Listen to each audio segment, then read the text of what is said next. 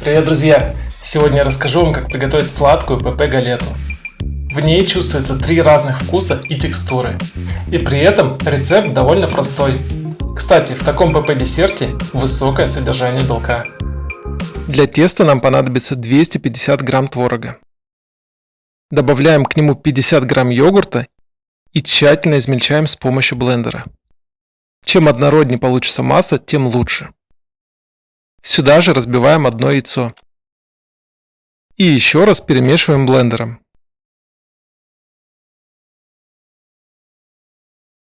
В отдельной чаше соединяем сухие ингредиенты. 250 грамм цельнозерновой пшеничной муки. Можно взять также овсяную или полбяную. Добавляем немного подсластителя, 3 грамма соды и 1 грамм соли. Перемешиваем сухие ингредиенты и соединяем их с жидкими. Тоже тщательно перемешиваем, сначала лопаткой. Потом присыпаем стол мукой и вымешиваем руками.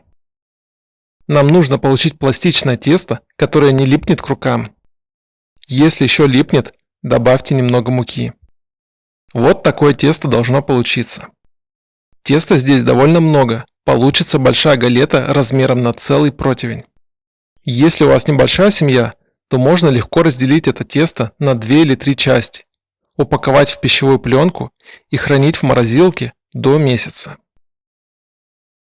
Я слегка присыпаю мукой силиконовый коврик и раскатываю тесто в тонкий пласт.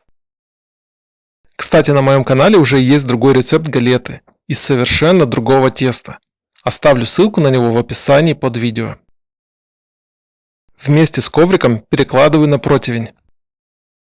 В качестве начинки у меня будет 250 грамм рикотты. Выкладываем ее на галету. Распределяем. И 450 грамм вишни. От замороженных ягод обычно бывает много сока. Его можно просто слить, а можно загустить, чтобы получить консистенцию джема. Для загущения соединяем подсластитель с 3 граммами ксантановой камеди, либо 10 граммами кукурузного крахмала. Размешиваем. И эту смесь добавляем к вишне. Тщательно перемешиваем. Камедь сразу загустит сок, а крахмал подействует после нагревания. И перекладываем ягоды сверху на слой рикотты. Распределяем. И аккуратно заворачиваем края теста, оставляя середину открытой. Получается очень ярко и красочно. Отправляем галету запекаться в разогретую до 180 градусов Цельсия духовку на 30 минут. Получается вот такая аппетитная, яркая и сочная галета. При достаточно простом приготовлении в этом десерте чувствуется 3 разных вкуса и текстуры.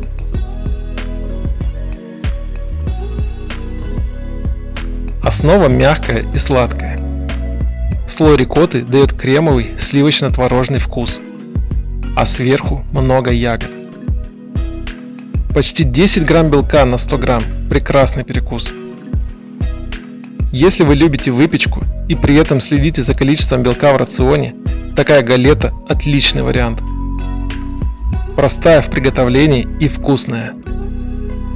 Если вам понравилось это видео, ставьте лайк, мне будет очень приятно. Подписывайтесь на мой канал и делитесь этим видео с друзьями. Хорошего вам дня!